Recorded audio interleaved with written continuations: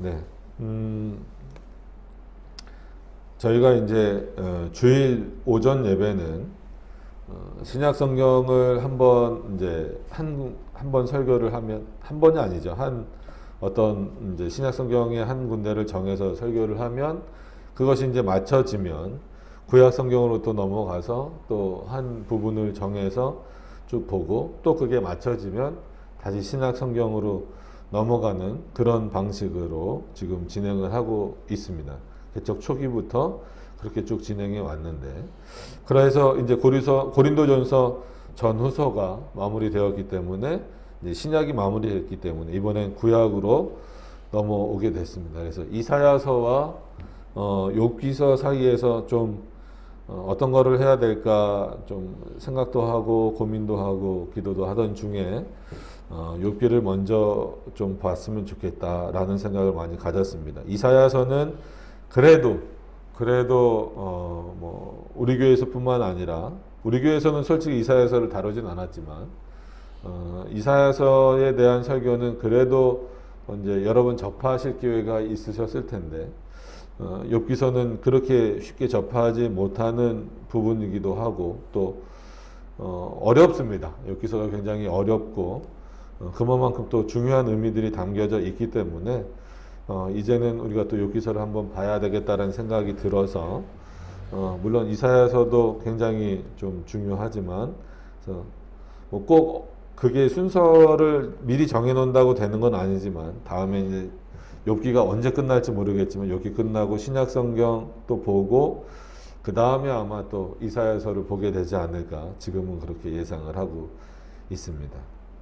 자, 이 정도 이제 이런 순서로 간다라는 걸 말씀드리고, 또 하나 말씀드리면 자꾸 이렇게 설교의 제목을 정하다 보니까, 제목을 정한다는 게 나쁘다는 의미는 절대 아닙니다. 그러니까 그 오해하시면 안 되고, 제목을 정하다 보니까 가끔은 약간 좀 제목에 매이는 듯한 부분들이 제 스스로가 좀 느끼는 부분들이 있었어요. 그래서 뭐 종교개혁자들이 모두 다 그랬다라는 건 아니지만 설교를 할 때 특별히 그렇게 제목을 정하지는 않았습니다. 그래서 그 말씀에 더 그날 그 본문에 더 좀 충실하게 하기 위해서 이제 오늘부터는 이제 욥기부터는 그냥 뭐 욥기 첫 번째, 두 번째 뭐 이런 식으로 그냥 쭉 진행을 해 나가도록 그렇게 하겠습니다.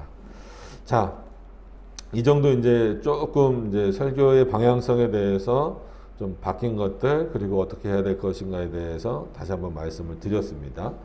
그러면 오늘 본문으로 들어가시면서, 이제 오늘은 욥기 전체의 그런 주제들을 함께 설명하면서, 물론 1장 전체를 좀 살펴봐야 되지만 그렇게 하기에는 또 내용도 많고 또 이제 살펴봐야 될 부분들이 많아서 특히 1장, 2장을 하면서 이 욥기의 전체 주제들을 계속 좀 반복적으로 언급을 드리려고 합니다. 그래서 말 그대로 욥기는 욥이라고 하는 사람에 대해서 썼다라고 알려져 있죠. 뭐 그게 틀린 표현은 아닙니다. 당연히 욥이라는 인물이 중심이 돼서 쓰여진 글이기는 합니다. 그러나 중요한 것은 우리가 늘 성경을 볼 때 욥기라고 해서 욥이 주인공은 아닙니다. 욥기의 주인공도 여전히 하나님이시다라고 하는, 그래서 성경의 주인공이 하나님이시고 성경의 저자가 하나님이시다라는 의미에서는, 물론 이제 그 성경의 인물이 아니면 뭐 어떤 다른 주제가 어떤 그 성경 여러 권의 그 제목처럼 돼 있기도 하지만, 예를 들어서 창세기의 창세기의 주인공은 누구십니까? 하나님이신 거예요. 거기에 뭐 모세라는 인물도 나오고 아브라함도 나오고 여러 인물들이 나오지만 하나님이신 거예요. 출애굽기도 마찬가지입니다. 이스라엘 백성들이 애굽에서 탈출했다, 이게 주제가 아니라 그것을 역사하신 분이 누구냐가 주제입니다. 그 주체가 되겠죠. 그게 하나님이시더라. 뭐 마태복음도 마찬가지고 누가복음도 마찬가지고 바울 서신들도 마찬가지. 오늘도 이제 욥기로 들어가다 보니까 욥이라고 하는 인물을 신경을 안 쓸 수가 없죠. 당연하죠. 욥이 누구인가를 계속해서 살펴야 되고, 또 뭐 잘 아시는 것처럼 욥의 친구들의 내용들도 잘 살펴보아야 하지만, 중요한 것은 그럼 하나님께서 욥기에게 이런 일들을 하시는 이유가, 욥에게 이런 일들을 하시는 이유가 뭘까? 또 그리고 친구들을 통하여서 말하게 하시는 내용들은 뭘까? 그리고 궁극적으로 하나님이 드러내시고자 하는 뜻은 뭘까라고 하는 내용들을 우리가 살펴보려고 합니다. 그런 차원에서 일단 오늘은 1절부터 5절이지만 전체적으로 볼 때 욥기를 이해하실 때 좀 어렵거나 이해가 안 되거나 힘들어 하시는 부분이, 오늘 이제 일단은 한번 볼게요. 1절에 보면 뭐 우스 땅에, 이거는 이제 조금 이따 설명을 드리고, 욥이라 이름하는 사람이 있는데 이 사람은 순전하고 정직하여 하나님을 경외하며 악에서 떠난 자더라. 이렇게 시작을 했기 때문에 보통 우리가 이런 인물에게 있어서 기대하는 것은, 이렇게 살았으니까, 이런 인물이니까 하나님이 욥에게 엄청난 축복을 주시겠지.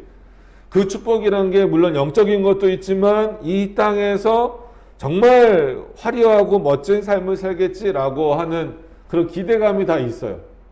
어떤 면에서는 이런 기대감을 갖고 신앙생활을 하고 있는 경우도 많습니다. 내가 왜 하나님 앞에 순전하려고 하는가? 왜 내가 하나님 앞에 정직하려고 하는가? 그리고 그 하나님을 경외하는 이유가 뭔가?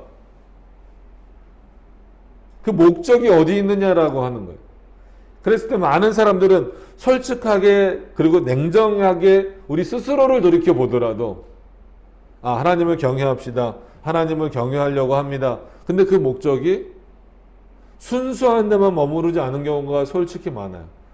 그러므로 인하여서 나에게 오는 유익들을 생각하기 시작하는 거예요. 그러니까 정말 목적이 순수하게 하나님을 경외하는 것이냐, 그거 이외에는 그냥 하나님을 경외한다라는 것만으로 어떤 이유도 거기에 어떤 대가나 어떤 보상도 바라지 않는 그런 차원으로서 그냥 하나님이시기 때문에, 그럼 가끔 물어봐요. 왜 하나님을 경외해야 됩니까? 솔직히 정답은 하나님이시기 때문에 그래요. 하나님에 대한 지식이 많아지면 많아질수록 다른 이유가 점점 없어져요.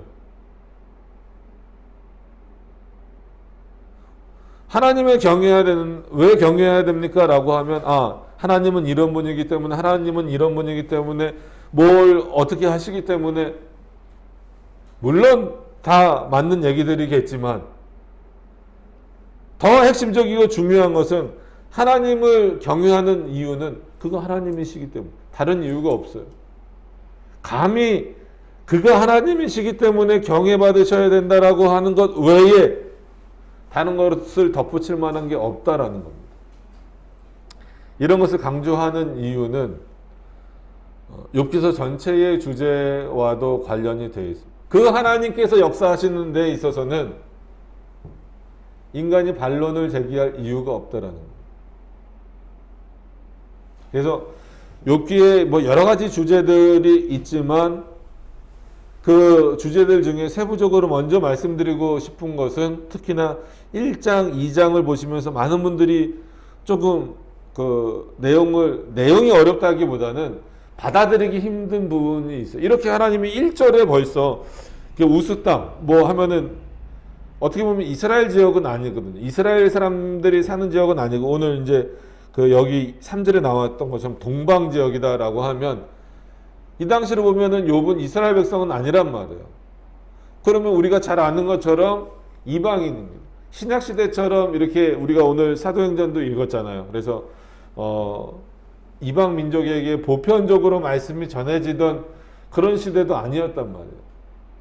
뭔가 이렇게 하나님의 말씀은 이스라엘이라고, 그러니까 민족적 이스라엘이라고 하는 것에 좀 이렇게 제한되어져 보이는 것이 구약 성경인 건 솔직히 사실입니다. 그런 차원에서 하나님 앞에 순전하다, 정직하다, 그 하나님을 경외한다, 심지어 그는 악에서 떠났다. 근데 그렇게 칭찬받는 인물이 물론 이스라엘 민족 안에도 있었겠지만 이스라엘 민족이 아닌 이방 민족, 동방 민족, 뭔가 하나님과는 멀리 떨어져 있는 것 같고 하나님을 섬기는 것과는 멀리 떨어져 있는 것과 같은 지역과 그 민족 사람인 욥이 그렇게 했다라는 것 자체가 뭔가 좀 이스라엘 백성들과는 좀 다른 차원이 있다라고 하는 것이죠. 그랬을 때 이것조차도 의문을 갖는 경우가 있어요. 그래서 많은 사람들이 물론 뭐 일부라고 볼 수도 있지만 또 상당히 많은 사람들이 욥은 실존 인물이 아니다 이렇게 나가는 거예요. 아무리 봐도 그 구약 시대의 배경을 놓고 보면 이스라엘, 그러니까 육신적인 이스라엘을 향한 하나님의 역사지 거기에 뭐 아주 좀 특별한 사건이 아닌 이상은 이방 민족이 잘 들어오지 않는데 들어오더라도 그 인물들은 그렇게 큰 역할을 못 하잖아요. 근데 욥이라고 하는 인물은 왜 그러니까 이스라엘 민족도 아니고 지역도 다른데 이런 평가를 받았을까? 아마 이런 거는 문학적 기법을 통해서 하나님이 오히려 이런 글들을 통해서 누구를 더 자극시키게 하기 위해서 이스라엘 민족들을 더 자극시키고 그들이 더 하나님의 뜻대로 살게 하시기 위하여서 마치 탈무드 같이 아니면 무슨 뭐 그리스 신화 같이 이런 내용들처럼 뭔가 이렇게 다른 사람들에게 자극을 줘서 그들이 뭔가 조금 더 올바른 길로 갈 수 있게 하려는 것처럼 그런 차원에서의 마치 그런 소설과 같은 내용으로서 쓰여진 것이다. 이런 주장도 생각보다 상당히 많습니다. 그래서 보통 욥기를 그런 차원에서 히브리 지혜 문학이라고 불러요. 히브리 지혜 문학. 이거에 저는 동의한다는 차원이 아닙니다. 그냥 그런 식으로 해서 욥은 뭐 이렇게 실존 인물이라기보다도 하나님의 뜻을 그냥 드러내시기 위해서 가상의 인물과 가상의 사건들을 통해서 이스라엘 백성들의 믿음을 더 이렇게 돈독하게 하고 더 키워내는데 일조를 하는 그런 내용이다. 이렇게 알려진 경우도 있습니다. 실제로 믿는 경우도 있고. 그러나 우리는 그렇게 믿을 수 없죠. 욥이라고 하는 인물이 분명히 있었고 그 인물을 통해서 그가 어떤 경로로 하나님을 알게 되었는지에 대해서 뭐 1절에 자세히 나오지는 않지만 그럼에도 불구하고 하나님의 역사 그만큼 우리는 벌써 구약 그러면 그러니까 인간의 한계가 여기서부터 욥기를 이해하는 과정부터 드러나는 거예요. 그냥 구약 그러면 민족적 이스라엘에게 그리고 신약 시대에 와서야 뭔가 범위가 이렇게 확 넓어지는 것처럼. 근데 하나님이 왜 그러셔야 되냐는 거예요. 하나님은 전능하십니다. 아무리 이스라엘이 민족적으로 택함 받았다 할지라도 하나님의 백성이 그 이스라엘 민족들 이외에는 전해지지 않았을 거다라는 사고는 너무 편협하고 너무 제한적인 사고다라는 거예요. 오늘도 우리가 사도행전 읽었지만 참 그래서 우리가 성경을 읽어나갈 때도 가끔 이 설교의 내용과 연결되는 거 보면 하나님의 은혜인 것 같아요. 바울이 이스라엘 백성들에게 즉 유대인들에게 바울의 오늘 그 사도행전 13장의 설교 내용은 뭡니까? 어떻게 보면 출애굽부터 쭉 나오잖아요. 예수 그리스도 다윗도 나오고 사울왕도 나오고 쭉 하면서 예수 그리스도가 왜 태어나시게 됐고 어떻게 태어나시게 됐고 누구를 통해서 태어나시게 됐고 무슨 일을 하셨는지 쭉 설교한 거예요. 이거는 유대인들이 부정할 수 없는 내용이란 말이에요. 그럼에도 불구하고 듣지 않으니까 누구에게도 전한다라는 거예요? 이방 민족에게도 전하겠다라는 거예요. 그럼 막연히 그냥 이방 민족에 전하라가 아니라 거기서 사도행전에서 중요한 내용은 뭡니까? 그 말을 들은 바울의 설교를 들은 이방 민족 중에서 어떤 자들은 믿더라? 오늘 읽으셨잖아요. 제가 앞에서 읽을 때 눈으로 따라서 반드시 읽으셔야 됩니다. 어떻게 나왔어요? 이방 민족 중에서 이 말씀을 듣고 즉 바울이 전한 내용을 듣고 유대인들도 안 믿는 사람들이 있었는데 이방 민족 중에서 작정된 자들은 다 믿더라. 여러분 이게 하나님의 뜻이에요. 자 지금 유대인들이 안 믿으니까 그래 이방인 너희라도 듣고 믿어라. 내 말을 들어라. 단순히 이게 아니라는 거예요. 그러면 그 한 구절에서 살펴볼 수 있는 내용은 뭐냐면 누가 믿는 거냐면 민족적 이스라엘이 믿는 것도 아니에요. 그렇다라고 해서 이 사람들이 안 들으니까, 유대인들이 안 들으니까 이방 민족 너희는 들으라. 그래서 이방 민족에게로 복음이 옮겨간 게 아닙니다. 이건 로마서 11장을 해설하는데도 굉장히 중요하죠. 이게 종말론까지도 연결이 되는 거죠. 누가 믿는 거냐면 육적 이스라엘이든 이방인이든 그것과는 상관이 없이 창세전에 하나님이 택하신 자들, 믿도록 작정하신 자들, 그 자들이 믿는 거예요.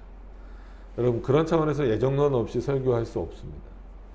예정론 없이 성경을 이해할 수 없습니다. 욥기도 어떤 의미에서 보면 그런 예정론 없이 이해하면은 그런 인간의 한계에 따른 불가능성이 나오는 거예요.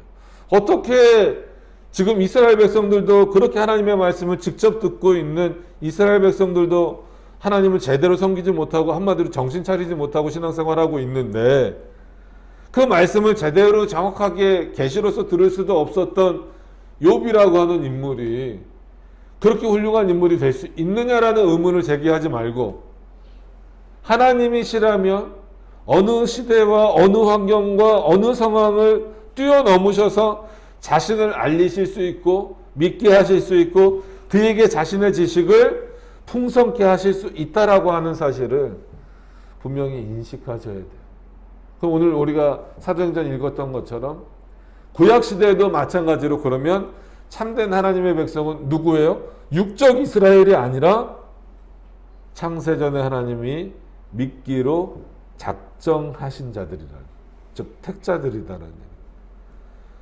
그런 차원에서 욥은 실존 인물이고 택함받은 백성입니다.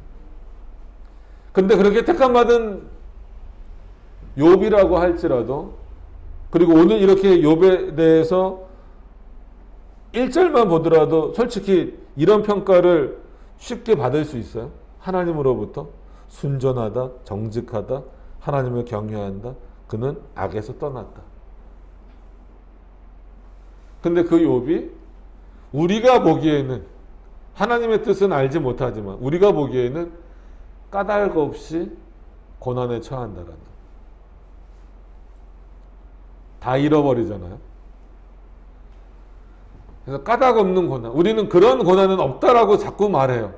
하나님이 우리를 지켜주시는데 어떻게 우리가 잘못하지도 않았는데 고난 가운데 들어가겠어. 이거는 욥 스스로도 방황했던 내용이고 고민했던 내용이에요. 욥기를 보는 많은 사람들에게도 고민거리를 던져주는 거예요. 아니, 이렇게 순전하고 정직했던 욥인데 왜 이 욥에게 고난을 주실까? 왜 사단이 그에게 시험한다라고 했을 때 하나님이 막아주시지 않았을까? 가서 해봐라라고 했을까? 이유가 없어요. 우리 편에서 보면 욥이 고난을 받아야 될 만한 까닭이 없는 거예요. 눈에 보이는 뭔가를 잘못했어야 그 일이 정당화가 되잖아요.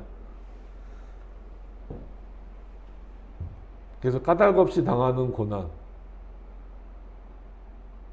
그럼 이 문제에 봉착했을 때 이것을 어떻게 이해하고 풀어나갈 것인가를 여러분 생각하시면서 욥기를 보셔야 됩니다.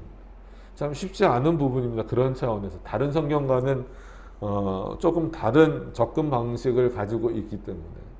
그래서 보통 역사하시는 방식과 목적의 차이다, 뭐 이런 표현들을 많이 써요. 이거 좀 너무 신학적인 표현 같아서 잘 쓰진 않겠지만 좀 이런 내용들을 우리가 차근차근 좀 살펴봤으면 좋겠습니다. 자, 뭐 서론을 하면은 한도 끝도 없어서 이제 본문을 설교다 보니까 본문으로 들어가시면서 그때그때마다 그런 내용들을 언급해 드리도록 하겠습니다. 그래서 아마 듣기 좀 힘드실 수도 있을 거예요. 그러니까 힘들다는 게 좀 피곤하시고 졸릴 수도 있을 거예요. 그래도 욥기는 솔직한 얘기로 그 논리를 놓치면 좀 따라오시기가 어려워요. 그래서 이 시간에는 조금 더 집중해 주셨으면 좋겠고 좀 함께 좀 살펴보는 시간이 됐으면 좋겠습니다. 자, 일단 오늘은 1절부터 5절까지 정했으니까 1절부터 한번 보시도록 하겠습니다. 우스 땅에, 그래서 여기서 땅을 언급한 것은 아까 이제 말씀드린 것처럼 물론 이제 뭐 예레미야 25장 20절쯤에 이제 그 우스 땅에 대한 설명이 나오지만 이방 지역이에요. 이방 지역. 그러니까는 이렇게 언급했다라는 것 자체가 이스라엘 민족은 아니다 이 얘기를 지금 하고 있는 겁니다. 그래서 우스 땅에 욥이라 이름하는 사람이 있었는데 그 사람은 순전하고, 그래서 이 성경을 보실 때 단어의 한계에 빠지면 안 돼요. 하나님은 이 모든 단어들을 뛰어넘어 계신 분이기는 하지만 우리에게 적응하시는 방식으로 계시를 주시기 때문에 인간이 그 당시에 사용하는 언어로서 주실 수밖에 없고 또 단어로서 주실 수밖에 없습니다. 그것을 이해하시면서, 그렇기 때문에 그 단어의 한계에 확 갇혀버리면 큰 오해가 생겨요. 왜 그런 말씀을 드리냐면 뒤에 나오는 것도 그렇지만 여기서 이 순전하다라고 하는 그 뜻은 히브리 원어로만 보더라도 퍼펙트의 뜻이 있어요. 완전하다는 뜻이 있어요. 그러다 보니까 과연 그럼 욥이 완전하다, 인간이 완전하다라고 했을 때, 완전할 수 있다라고 했을 때 얼마만큼 완전할 수 있을까? 단어적 의미로 보면 퍼펙트의 의미가 있기 때문에 정말 완전하다. 그게 자칫 잘못하면 욥의 순전성은 마치 모든 본성적인 모든 죄악들까지 다 벗어버린 완전함. 여러분, 솔직한 얘기로 이 순전하다라고 하는 것을 온전히 쓸 수 있는 대상은 물론 하나님이시기도 하지만 이 땅에 살아있는 자들로서, 살았던 인물로서는 예수 그리스도 외에는 적용할 수가 없는 표현이긴 합니다. 그럼에도 불구하고 예수 그리스도가 이 땅에 오셔서 순전하신 분이다 라고 하는 것과 아무리 욥에게 썼다 할지라도 욥이 순전하다라고 하는 것과는 본질적으로 다르다라는 거예요.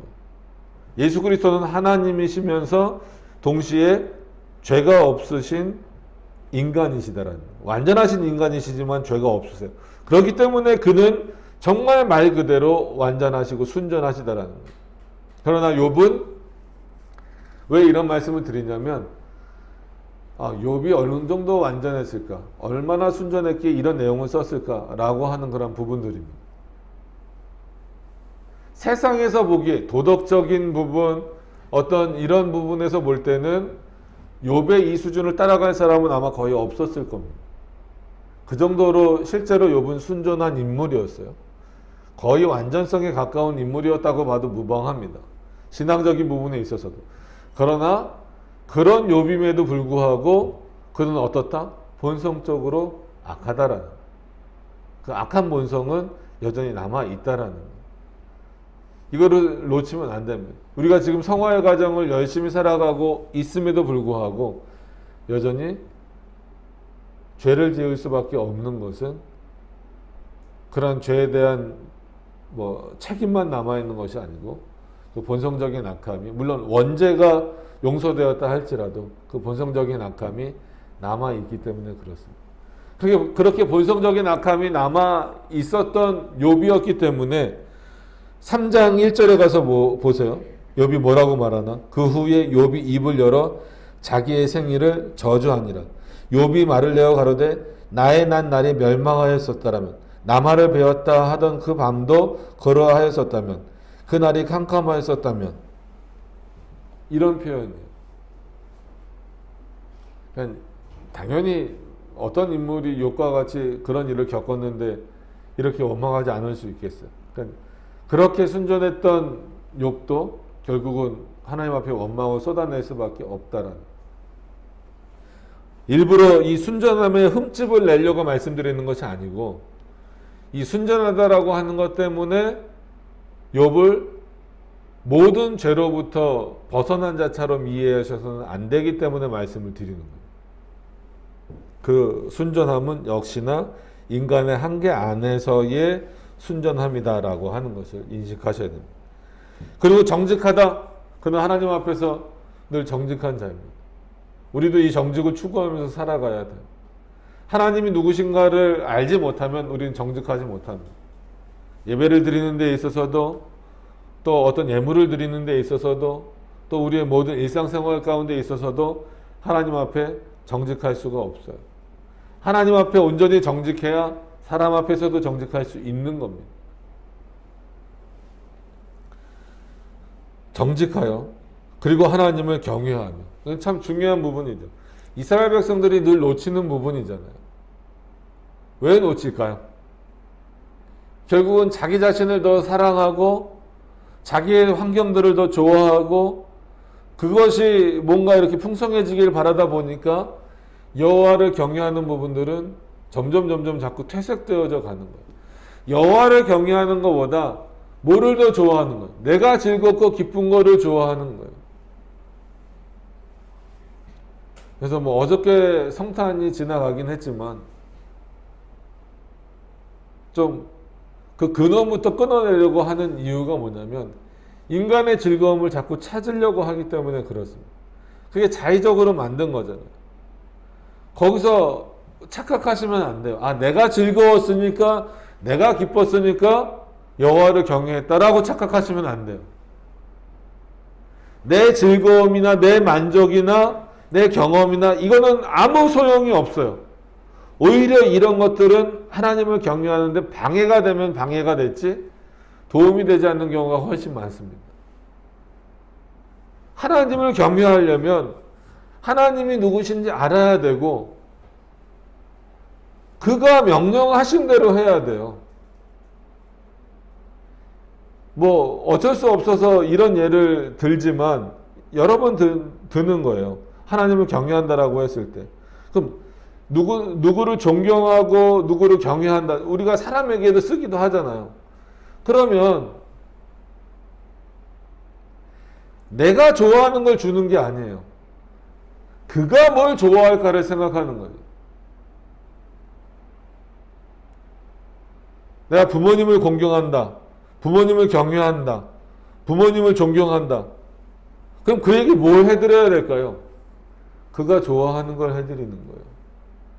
나는 이것을 좋다고 생각하니까 좋게 받아주세요. 이게 아니라 그가 좋아하는 걸 하는 거예요. 그가 하라고 하는 걸 하는 거예요. 많은 사람들이 하나님을 경외하는 게 뭡니까? 라고 물어봐요. 답을 모르는 건지 답을 회피하는 건지 잘 모르겠어요. 답은 뭐예요? 그가 명령하신 대로 하는 겁니다. 거기에 내 생각에는 이라는 게 들어가는 순간 그건 하나님을 경외하는 것으로부터 멀어져. 내 즐거움으로 가기 시작하는 거예요. 내가 즐겁고 만족하는 건 아무런 의미가 없어요. 그가 명하신 것에 순종하는 것이 하나님을 경외하는 거예요. 그러면 따라 나오는 게 그렇게 하나님을 온전히 경외하는 자가 어떤 자일 수밖에 없어요? 악에서 떠날 수밖에 없어요. 자, 왜냐면 절면 안 된다 그랬잖아요. 왜냐면 하나님이 완전하시고 온전하신 분이에요. 그래서 이 하나님을 따라가야만 선을 행할 수 있어요. 우리는 불완전하고 연약한 자예요. 그래서 우리를 따라가고 우리 생각을 좋아하면 결국 우리는 악으로 갈 수밖에 없어요. 그럼 이 악을 끊어내기 위해서는, 죄를 끊어내기 위해서는 우리를 아무리 따라가 봤자는 못 끊어낸다라는 얘기예요. 그것을 끊어낼 수 있는 유일한 방법은 물론 예수 그리스도가 우리의 모든 죄를 사해 주신 거지만 그를 경외하는 것밖에 없어요. 그럼 그를 경외하는 게 뭐라고요? 순전하신 하나님의 명령을 따르는 거예요. 그럼 거기에 이어 나오는 게 당연히 순전한 거죠. 순전한. 그 악에서 떠나는 거죠. 악에서 떠나는. 그래서 어떤 의미에서는 여호와를 경외하는 것과 악에서 떠난다라고 하는 부분은 떨어질 수가 없는 부분. 그러면 또 말씀드리지만 악에서 떠난다라고 했을 때 완전히 예수 그리스도처럼 떠날 수 있을까요? 그렇게는 못하죠. 분명히 그 인간의 한계는 가지고 있습니다. 자, 이렇게 이 부분을 자세히 말씀드린 이유는 뭐냐면 그럼에도 불구하고 그런 한계를 가지고 있음에도 불구하고 욥은 분명히 어떤 사람이에요? 그 당시 이스라엘 백성들조차도 함부로 그 수준을 논할 수 없을 만큼의 신앙적인 수준이 그 하나님을 경외하는 수준이 높이 있는 자다라고 하는 것은 부정할 수 없어요. 그래서 가끔 뭐 욥처럼 되게 해달라고 기도하는 분들이 있는데 제가 그럼 우스갯소리로 그럽니다. 그러면 자녀들도 한번 다 죽어야 되고 아내도 잃어봐야 되고 모든 재산들도 한번 다 탕진해 봐야 되는데 함부로 그렇게 기도하는 거 아닙니다. 어떤 부분에서 욥처럼 되길 원해야 되냐면 만약에 그렇게 기도한다라고 하면 이 1절이 그렇겠죠. 1절은 우리가 본받아야 될 만한 그런 부분입니다. 그러나 이거는 뭐 우리가 희망한다고 되는 건 아닌 부분이에요. 그만큼 쉽지 않고 욥은 참 그런 차원에서는 훌륭한 인물입니다. 그러면은 또 이제 뒤에 우리가 보겠지만 계속 드는 의문이 그거예요. 아니 이렇게 훌륭한 인물인데 이런 인물이 이스라엘 안에서 나와도 참 훌륭한데 이 이방 민족 동방 사람에게서 이런 사람이 나왔다? 그럼 하나님이 더 그를 보호하셔야 되는 거 아니냐는 거. 근데 왜 그렇게 하지 않으셨는가에 대한 의문을 계속 품게 되죠. 자, 이제 그거는 차차 보게 되고요. 2절로 넘어가서 보시면 그 소생은 남자가 7이며 여자가 3이며. 자, 그러면 우리가 욥을 생각해 보면 보통 물론 자기 혼자 하나님을 잘 섬길 수도 있어요. 그러나 이렇게 욥 정도의 신앙 수준이라고 한다면 어땠을까요?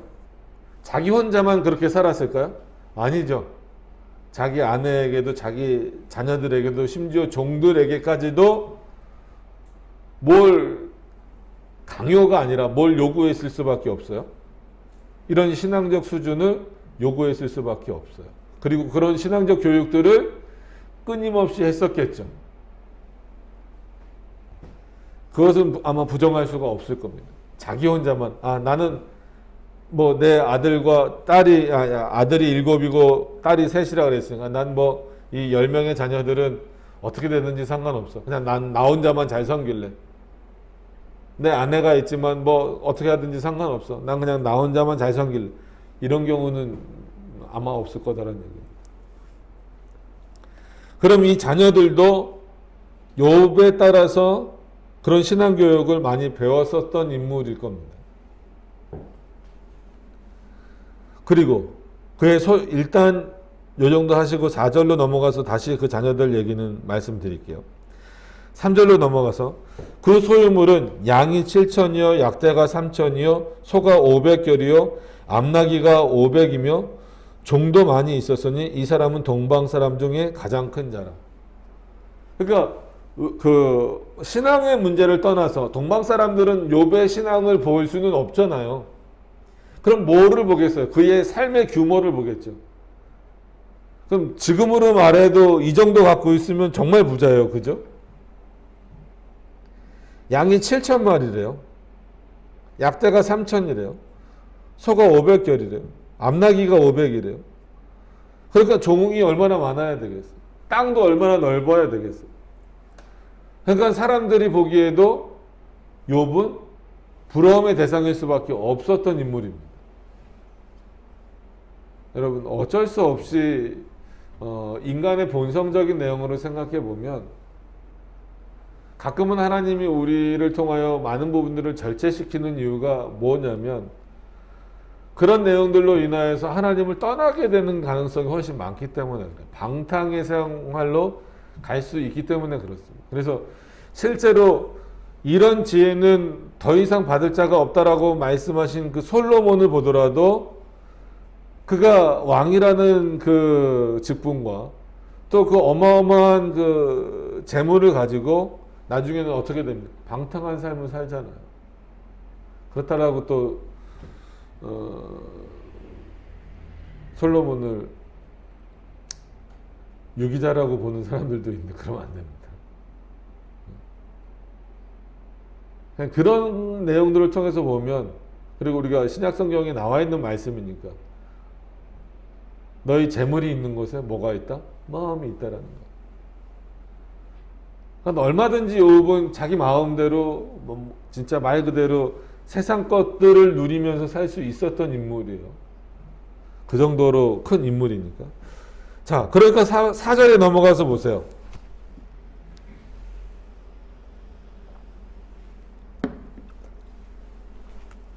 첫 시간인데도 그렇게 벌써 만만하지는 않아 보이죠. 그죠? 네. 자, 4절에 가서 보세요. 그 아들들이 자기 생일이면, 그러니까 7 아들이니까 뭐 최소한 1년에 7번은 할 거 아닙니까? 그죠? 그 아들들이 자기 생일이면 각각 자기의 집에서, 그거는 뭐 얼마나 땅도 많고 그러니까 뭐 다 같이 모여 산다라기보다도 각자 다 집이 있을 거 아닙니까? 자기 집에서 잔치를 베풀고 그 누이, 그 여자 형제들도 청하여 함께 먹고 마심으로. 뭘까요? 욥은 어땠는지 몰라요. 욥은 즐겼다라는 내용이 나오진 않아요. 그런 내용을 통해서 볼 때, 그리고 1절의 내용을 통해서 볼 때 동방에서 가장 큰 자, 가장 부자라는 얘기예요. 그렇게 부자임에도 불구하고 먹고 마시고 즐기는 일보다도 어디에 더 신경 쓰면서 살았던 인물이라는 거예요? 하나님을 경외하는, 그 앞에 순종하기 위해서, 악을 행하기 위해서 악을 행할 만한 일은 하지 않는 거예요. 그래서 악에게서 멀리 떠나라라는 의미는 뭐예요? 거기에 발조차 디디지 말라는 거예요. 생각조차 그곳으로 끌어가지 말라는 거거든요. 충분히 할 수 있는데 안 하는 게 더 힘든 거라 그랬어요. 먹고 마시는 일을 할 수 없이 가난한 자들이라면 먹고 마시고 싶어도 못해요. 근데 먹고 마시는 일을 마음대로 할 수 있을 정도의 부자라고 한다면 정당성을 부여하겠죠. 하나님을 또 잘 믿는다고, 이거는 하나님 주신 거니까 내가 마음대로 할 수 있어. 즐기고 놀 수 있어. 이렇게 갈 수 있어요. 근데 욥은 그렇지 않았지만 그의 자녀들은 여기 4절에 나와 있지만 솔직히 이 생일날 뭘 했는지 몰라요. 그죠? 나중에 이제 욥기가 그 자녀들을 5절 말씀에서 그 자녀들에 대해서 번제를 드리면서 하나님 앞에 드리는 내용을 보면 좀 유추가 되지만 뭐 했을까요? 생일이니까 아주 진짜 말 그대로 인간적인 즐거움을 다 찾았겠죠. 그 인간적인 즐거움에는 뭐가 들어있는지 정확하게 모르지만 아마 방탕하고 음란하고 이런 부분들이 전부 다 포함되어 있을 거예요. 즉 인간을 즐겁게 하는 모든 내용들이 포함되어 있을 겁니다. 어느 하나 빠지지 않고 전부 다 그랬더라니. 함께 먹고 마신다는. 와, 먹고 마시는 게 죄입니까? 죄는 아니에요. 그죠? 먹고 마시지 않으면 우리 죽잖아요. 근데 또 말씀드리지만 신명기 8장 3절 이거는 설교도 여러 번 하고 인용도 여러 번 할 수밖에 없는 내용이지만 우리에게 있어서 진정한 양식은 뭐예요? 그게 말씀이잖아요. 내 입으로. 너희는 내가 주는 만나만 신경 쓰고 있는데 진짜 너희들에게 양식은 뭐라고요? 내 입으로부터 나오는 말씀이다라는 거예요. 그럼 여러분 그런 의미에서는 이거를 비약적인 비유라고 생각하시면 안 됩니다. 오늘 아침 드셨고 나중에 점심 드시겠지만 우린 그거를 먹는다라고 생각을 해요. 그죠? 그런데 실제로 우리가 먹는 시간은 어떤 시간이냐면 지금 이 시간이에요. 하나님의 말씀을 듣는 시간이 우리가 양식을 먹는 시간입니다.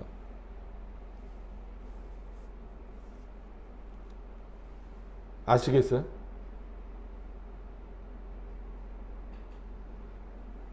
이 즐거움에 얼마만큼 우리가 참여하고 있느냐가 중요한 거예요.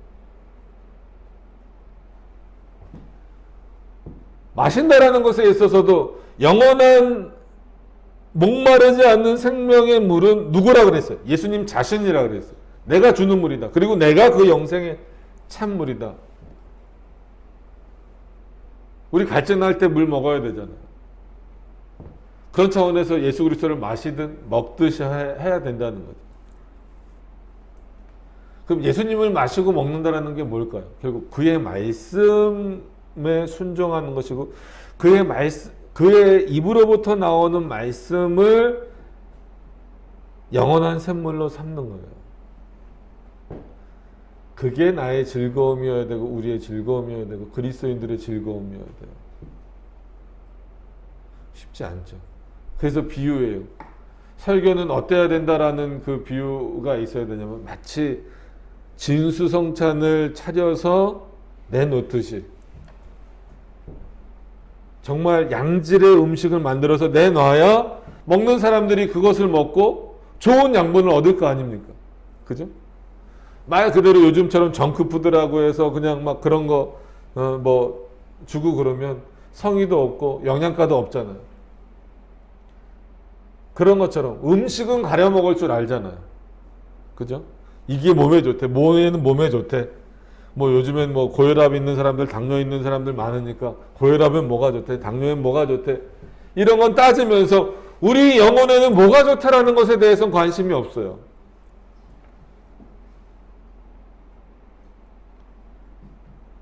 그래서 설교할 때 늘 두렵고 떨리는 마음으로 선다라고 했잖아요. 왜? 여러분들에게 좋은 양식을 줘야 됩니다. 이미 좋은 양식은 뭐예요? 하나님의 말씀이에요. 그러면은 이것이 재료라고 했다고 한다면 이 가장 좋은 재료를 가지고 정말 좋은 양식을 만들어서 여러분들에게 주기 위해서는 내 생각이 여기 들어가면 안 되잖아요. 우리의 사고가 들어가면 안 되잖아요. 우리가 본연의 맛을 그대로 살리는 게 가장 좋은 음식이라고 막 말하잖아요. 그게 우리에게 영양분이 있다라고 말하잖아요. 그것과 마찬가지로 이 말씀이 훼손되지 않도록 그대로 전해주는 거예요. 그래야 여러분들이 그 음식의 양분을 먹고 신앙이 자라갈 수 있습니다. 그러면 욥과 욥의 자녀들만 비교해 보더라도 어떻게 보면 그 욥의 신앙이 열심히 욥이 가르쳤다라고 하는 것에 대해서는 부정할 수 없지만 자녀들에게 있어서는 그 욥과 같은 신앙의 수준으로 올라왔을까요? 올라가지 못했을까요? 올라가지 못했을 가능성이 거의 100%다라는 거죠. 참 이게 어려운 부분이에요. 그런 차원에서 먹고 마신다라는 것 자체가 잘못됐다라기보다도 무엇을 위해서 먹고 마시는가? 내가 누릴 수 있는 게 많고 욥이라는 사람을 아버지로 뒀기 때문에 내가 부자로 살고 맛있는 것을 먹고 즐길 수 있는 것, 그것을 주신 하나님 앞에 감사하기보다도 그냥 그것을 가지고 세상의 방탕함으로 흘러나가는 것, 하나님이 그런 모습을 원하시는 모습은 아니다라는 거죠. 욥이 그런 모습을 봐요. 그것을 어떻게 보면 끊어내지 못한 부분들도 욥에게 있어서는 잘못일 수 있습니다. 그러니까 어떤 의미인지 아시겠죠? 굳이 뭐 이렇게 욥에게서 흠을 찾으려고 하는 것은 아니지만 뭐 친구들처럼 과감하게 이런 부분을 끊기가 참 어려워요. 그죠? 이스라엘 왕들도 못 끊잖아요. 그래서 산당을 만드는 것과 똑같은 의미입니다.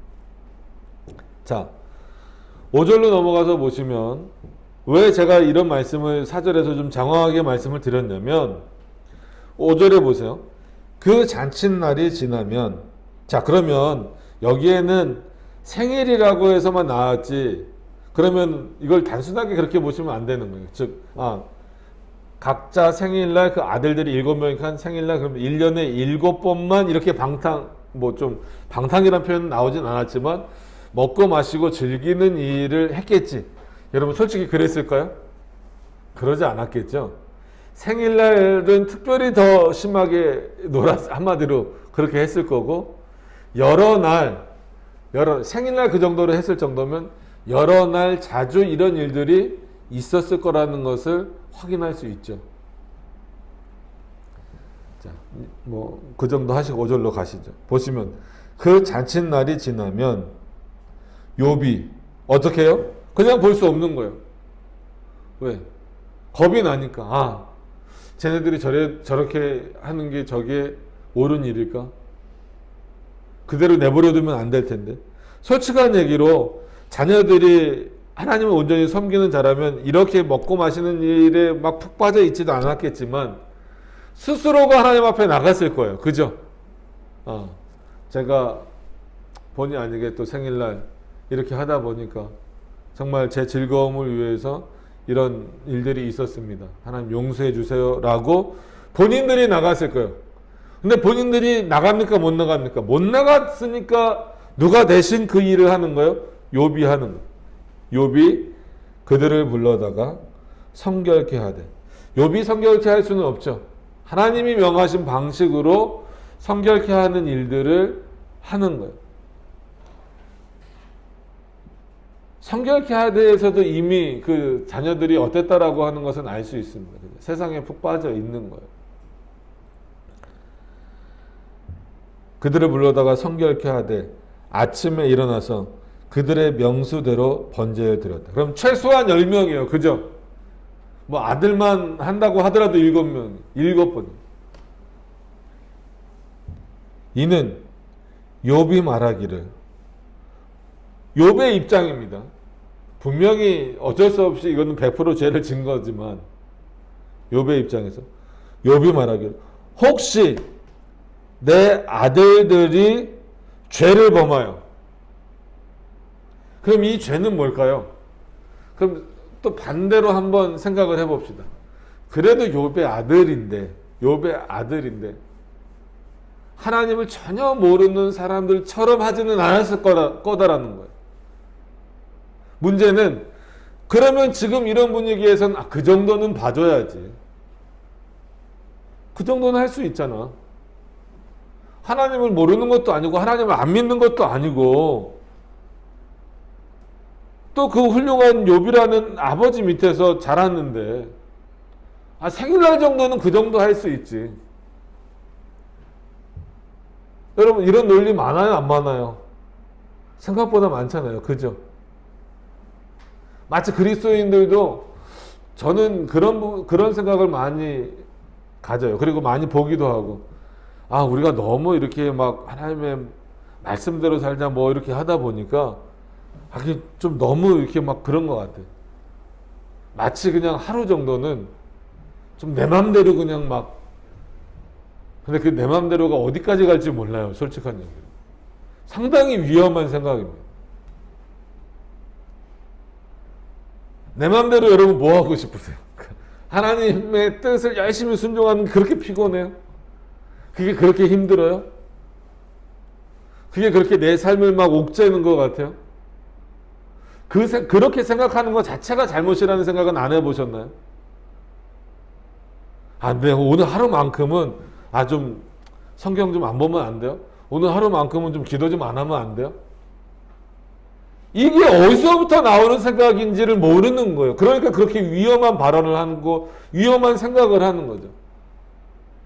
솔직한 얘기해서 욥의 아들들이 뭐 어느 정도 방탕함에 있었겠지만 그렇다라고 해서 진짜 세상적으로 막 그런 방탕함에 빠질 정도는 아니었을 거라는 거예요. 근데 욥은 뭘 생각하는 거예요?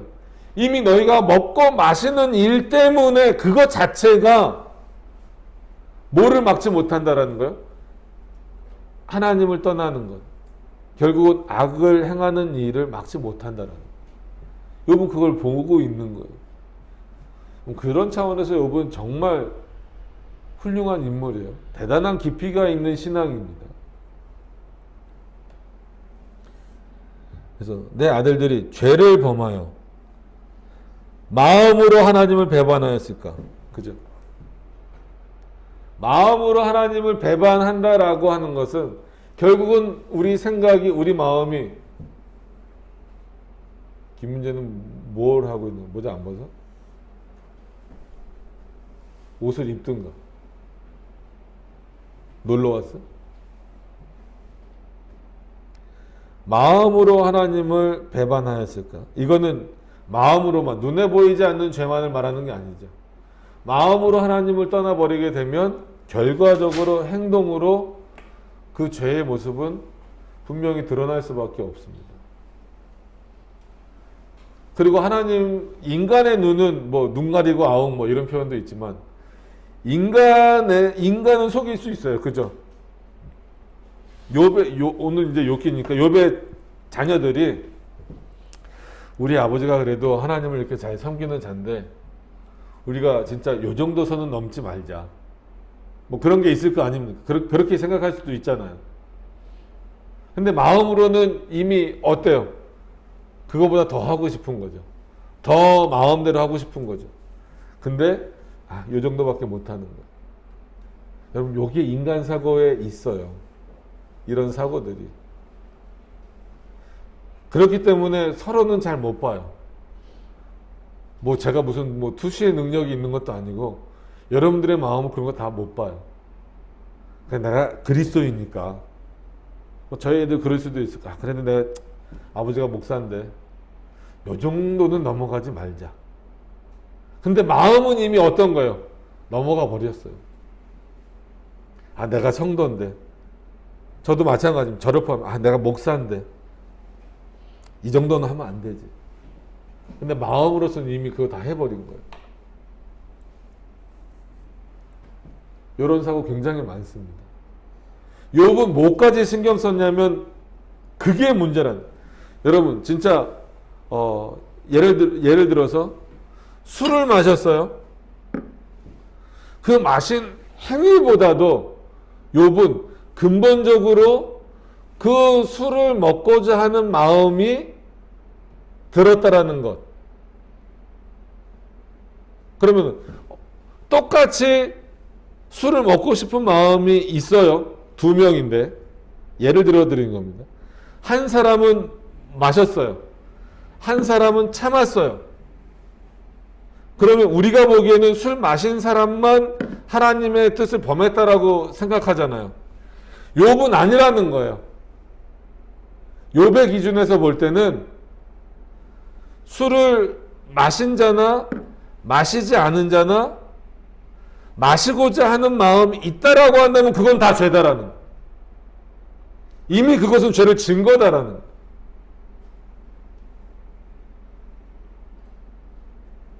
그것까지도 하나님 앞에 속죄하기 위하여서 이 번제를 드리고 있다는 거예요. 하나님이 우리의 마음을 보신다, 우리의 머리털까지 세신다, 우리의 세포 하나까지 다 아신다라는 의미를, 죄송합니다, 이런 표현을 써서, 그런 행위를 하지 않았다고 뻔뻔하게 하나님 앞에 있으면 안 돼요. 하나님 다 아시는 분이에요. 우리의 모든 생각을 다 읽어내시는 분이잖아요. 그러니까 이 욥의 신앙적 깊이가 이 정도입니다. 내 자녀들이 눈에 보이는 죄도 문제지만 그들이 자기의 생일이니까 즐겁잖아요. 그죠? 우리도 생일이면 즐겁잖아요. 벌써 케이크 산다는 게 잘못됐다는 얘기를 하는 게 아닙니다. 뭐 생일날 그러면 앞으로 우울하게 보내야 되겠네요. 이런 것도 아니에요. 당연히 기쁘고 즐겁죠. 생일날 기다려지고. 전 지금 이제 40대 중반이 넘어가는데도 여전히 생일날 기다려져요. 솔직히 생일날은 태어난 사람이 축하받는 거기도 하지만 낳은 어머니를 축하해야 된다라는 표현이 있는데도 즐겁잖아요. 그냥 나 오늘 생일이니까 좋다. 그런 거를 다 무시할 수는 없어요. 근데 그것으로 인하여서 또 너무나 하나님이 원하시지 않은 일들을 그냥 막혀버릴 수도 있다는 거예요. 욥은 그런 내용까지 본 겁니다. 그래서 내 아들들이 죄를 범하여 마음으로 하나님을 배반하였을까 합니다. 둘 다를 포함하는 거예요. 외형적인 죄와, 즉 행동으로 지은 죄와 그게 표현되지는 않았지만 내면적으로 그런 마음을 갖고 있는 것까지도 이건 하나님 앞에 뭘 해야 되는 것이다? 용서함을 받아야 되는 것이고 회개해야 되는 것이다라는. 오늘 이 표현으로는 성결함을 받아야 되는 부분이다라고 합니다. 욥의 행사가 항상 이러했다라는 거예요. 여러분 이렇게 사는 거 쉽지 않잖아요. 그죠? 그러니까 다른 사람들이 보기엔 좀 답답할 수 있어요. 다른 사람을 떠나서 자녀들이 보기에도 우리 아버님 너무한 거 아닌가? 우리가 진짜 막말로 이스라엘 백성들도 아니고, 이스라엘 백성들도 우리가 보니까 뭐 제대로 그렇게 사는 것 같지 않은데, 근데 우리 아버지는 왜 저렇게 할까? 라고 생각할 수도 있었겠죠. 근데 욥은 어떻다는 거예요? 항상 일관되게 하나님을 온전히 경외하기 위해서 애썼던 인물입니다. 그리고 내 자녀들이 혹시나 그 세상적인 즐거움에 빠져 있는 그 순간에 하나님을 떠나 있을까봐 그것이 행동으로 보이지 않는 그냥 생각으로만 한 그 일이라 할지라도 그것이 무서운 죄임을 알고 있기 때문에 그것을 하나님 앞에 용서함 구하는, 욥이 혼자 하지 않았어요. 그죠? 내 자녀들 용서해 주세요. 그래서 저는 개인적으로 뭐 이게 그거에 대한 절대적인 예가 될 수는 없지만, 자녀들은 아니면 뭐 남편들은 아내들은 교회 데리고 나오지도 않으면서 그들을 위해서 헌금만 하는 거예요. 그건 솔직히 하나님 받지 않으세요. 아무런 의미가 없어요. 오늘 욥도 그럴 수 있죠. 욥은 온전히 순전한 자니까 자녀들의 그런 모습이 어떤 면으로는 안타깝고 좀 보기 싫을 수도 있잖아요. 그러니까 내가 저 자녀들을 위해서 내가 대신 번제물을 드려줘야 되겠다. 근데 분명히 오늘 욥은 어떻게 했어요? 혼자 하지 않았어요. 그들을 다 불렀어요. 다 불러서 그래, 너희가 먹고 마시고 즐겁게 놀았는데 혹이라도 너희가 마음으로라도 하나님을 배반하는 일이 있었을 수 있으니까 함께 어떡하자? 이 번제에 참여해라. 그리고 성결함을 입어라. 항상 그랬더라는 거예요. 그 욥의 행사가 항상 이러하였더라. 어때요? 오늘 1절부터 5절까지만 보셨는데 욥이 어떤 인물인 것 같아요? 마치 그 신약 성경에 나오는 바울과 비견될 만한 그런 신앙을 가진 인물이죠. 이런 면에서는 욥의 이런 신앙은, 욥의 이런 신앙을 본받고자 해야죠. 그죠? 만약에 본받는다고 한다면. 근데 대부분 욥처럼 된다 그러면 요 초반에 나온 이런 부자로 살거나 아니면 나중에 이제 욥기서 후반에 가면은 하나님이 얼마나 더 하셨다고? 3배나 더 하셨다고. 야, 그러면 3배니까 이렇게 계산이 되는 거예요. 자, 그러면 3배니까 양이 7천에 3배면 얼마입니까? 예? 37이. 예? 37이 21이죠. 와, 그러면 이게 7천 마리에서 2만 1,000마리가 됐네. 야, 나도 이런 축복 받고 싶다. 이게 인간의 참 너무 극단적인 단순함 아니면 무모한 무식함. 욥기는 절대 그렇게 봐줘서는 안 되는 부분. 자, 오늘은 뭐 서론이라고 하기는 좀 아직 서론이 끝나지는 않았고요. 욥이 어떤 인물인가를 한번 객관적으로 표현되어져 있는 우리에게 주어진 성경을 통해서 살펴보았습니다. 한번 일주일 동안 곰곰이 생각해 보시라는 차원에서 질문을 던지는 걸로 좀 마칠게요. 이런 욥임에도 불구하고 사단이 욥을 심판한다고 했을 때 하나님이 표면적으로 그를 보호하시잖아요. 끊어내실 수 있잖아요. 안 돼. 내 다른 사람은 몰라도 봐봐, 욥은 이런 인물이야. 내가 보호해 줘야지. 시험하려면 다른 인물 가서 시험해. 다른 사람 가서 시험해. 욥은 안 돼. 욥은 못 건드려. 이러셔야 될 것 같잖아요. 그죠? 솔직한 얘기를 그냥 한번. 근데 하나님이 그러질 않으세요. 욥이 이런 인물이다라고 하는 것을 생각하시면서 이런 인물인 욥을, 왜냐하면 왜 자꾸 그런 말씀을 드리냐면 우리는 이렇게 살면 하나님이 우리를 보호해 주실 거라는 믿음이 있어요. 당연히 보호해 주시죠. 근데 왜 욥에게 앞으로 어마어마한 일들이 닥칠까? 그걸 우리가 어떻게 이해해야 될까?